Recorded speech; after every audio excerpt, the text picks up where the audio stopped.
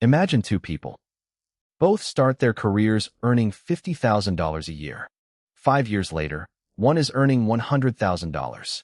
The other is earning just $70,000. At first glance, the person making $100,000 looks like the obvious winner. But then you check their net worth. The person earning $70,000 has $180,000 invested. The person earning $100,000 has only $25,000. One earns significantly more money, but the other is significantly wealthier. And this is one of the strangest realities of personal finance. Your income can double while your wealth barely moves. Because income isn't wealth. Income is the money that comes into your life. Wealth is what you manage to keep, invest, and turn into assets that can grow without requiring more of your time. If you don't understand that difference, you can spend your entire life chasing bigger paychecks without actually getting richer. The income illusion. When people get a raise, they usually feel richer immediately. You go from $50,000 to $60,000, then $75,000. Eventually, maybe $100,000. And every time your salary increases, your brain says, "Now I can afford a better lifestyle." That's where the problem begins. Because lifestyle tends to expand alongside income. Your first apartment might cost $1,000 a month. Then your income rises, so you move into a $1,500 apartment. Your old car suddenly feels outdated, so you finance a newer one. You start eating out more. You travel more. You upgrade your phone. You add subscriptions. You buy better clothes. None of these purchases necessarily seem crazy individually. That's what makes lifestyle inflation so dangerous. You're not necessarily being reckless. You're simply allowing your spending to grow almost as quickly as your income. So your salary doubles. But your financial position barely changes. The lifestyle trap. Imagine someone earning $50,000. After taxes and expenses, they manage to save $5,000. Then their income rises to $75,000. They feel like they've made it. But instead of saving most of that increase, their lifestyle absorbs it. A nicer apartment. A nicer car. More restaurants. More vacations. More convenience. Now they're making $75,000. But they're still saving roughly $5,000. Then their income reaches $100,000. Their lifestyle expands again. And somehow, they're still saving around the same amount. Their income doubled. Their savings didn't. This is lifestyle inflation. And it can quietly keep high-income people financially fragile. Because a high income creates the appearance of wealth. But if your lifestyle requires almost everything you earn, your wealth-building machine is barely running. The difference between rich and wealthy. There's an important distinction. Being rich often means having a high income. Being wealthy means having assets. Someone earning $200,000 a year but spending $195,000 isn't necessarily wealthy. Someone earning $90,000 while consistently investing $25,000 a year may be building substantial wealth. Income pays the bills. Assets build freedom. That's why two people with completely different salaries can eventually end up with completely different financial outcomes. The person with the lower income may have developed one powerful habit. They increase their investments faster than they increase their lifestyle. And that leads to one of the most important rules of wealth creation. Your savings rate matters. Let's say person A earns $60,000 and saves 20%. That's $12,000 a year. Person B earns $120,000 but saves only 5%. That's just $6,000. Person B earns twice as much. But person A is investing twice as much. Now imagine that continues for 10 or 20 years. The difference can become enormous. And that's before considering investment growth. This is why focusing only on income can be misleading. A bigger salary gives you more potential. But potential isn't wealth. What matters is what you do with the gap between what you earn and what you spend. That gap is your wealth-building fuel. The real power of a raise. So does this mean you shouldn't enjoy your raises?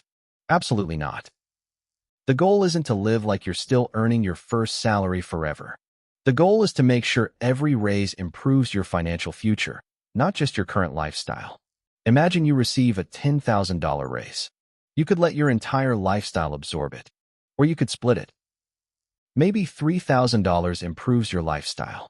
and $7,000 goes toward investing, debt reduction, or building your financial safety net. You still feel richer, but your future self gets richer too. This is one of the simplest ways to avoid lifestyle inflation. Don't spend every raise. Instead, create a system where part of every income increase automatically becomes wealth. The 50-50 raise rule. Here's a simple framework. Whenever your income increases, divide the additional money.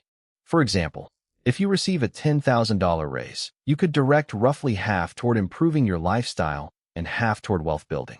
That might mean investing more, paying down high-interest debt, increasing your emergency fund, or buying productive assets. The exact percentage isn't the important part. The principle is, your lifestyle shouldn't grow as quickly as your income. Because if your income grows by 50% and your lifestyle grows by 50%, your financial position may barely change. But if your income grows by 50% while your lifestyle grows by only 20%, your financial surplus expands dramatically. And that surplus can compound. The compound effect. This is where wealth starts behaving differently from income. Imagine you invest an extra $10,000 every year. At a hypothetical 8% annual return, those contributions could grow to roughly $156,000 after 10 years and around $494,000 after 20 years. These are illustrations, not guaranteed returns. But they show the basic power of consistency. Your income creates opportunities to invest. Your investments create opportunities for your money to grow. Eventually, your wealth can start growing faster than your salary. That's when the game changes. Instead of working only for money, your money starts working alongside you. Why high earners can still be broke? Consider someone earning $150,000. They have a $4,000 monthly housing payment, a $900 car payment, frequent travel, restaurants, subscriptions, shopping, and various lifestyle expenses. From the outside, they look successful. But if almost every dollar is already committed, they're financially vulnerable. What happens if they lose their job? What happens if an unexpected expense appears? What happens if their industry slows down? A high income doesn't automatically create financial security. In fact, a high lifestyle can make a high-income person more dependent on their paycheck. That's the paradox. The more expensive your life becomes, the more money you need just to maintain it. And that can trap you. The wealth equation. Think of your financial life as a simple equation. Income minus spending equals surplus. Your surplus is what you can use to build wealth. If your income rises by $30,000, but your spending rises by $28,000, you only created $2,000 of additional wealth-building capacity. But if your income rises by $30,000 and your spending rises by only $10,000, you created $20,000 of additional capacity. That's the difference between earning more and becoming wealthier. The goal isn't simply make more money.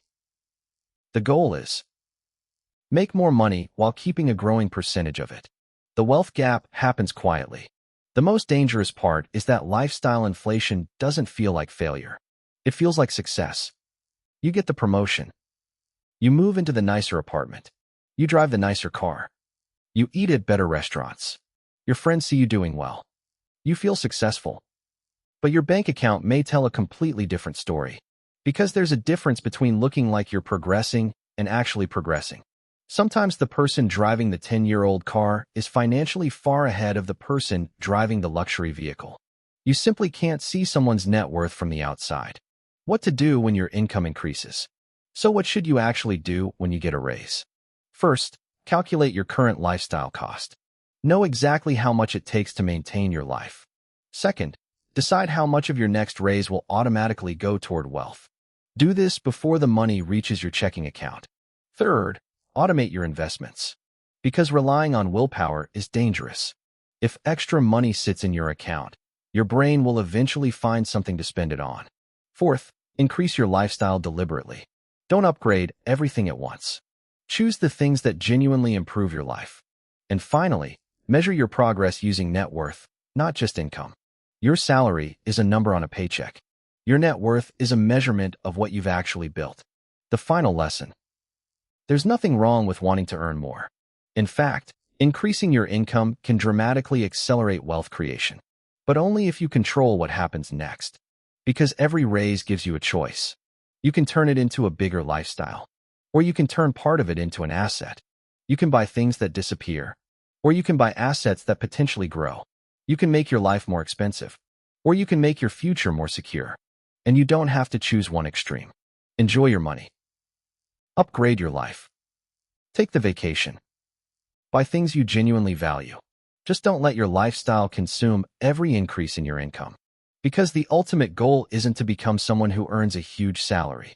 It's to become someone who has enough assets that their salary is no longer the only thing supporting their life. Remember, income is what you make. Savings are what you keep. Investments are what you grow. And wealth is what eventually gives you choices. So the next time your income goes up, don't only ask, what can I afford now? Ask the more important question, how much of this raise can I turn into freedom?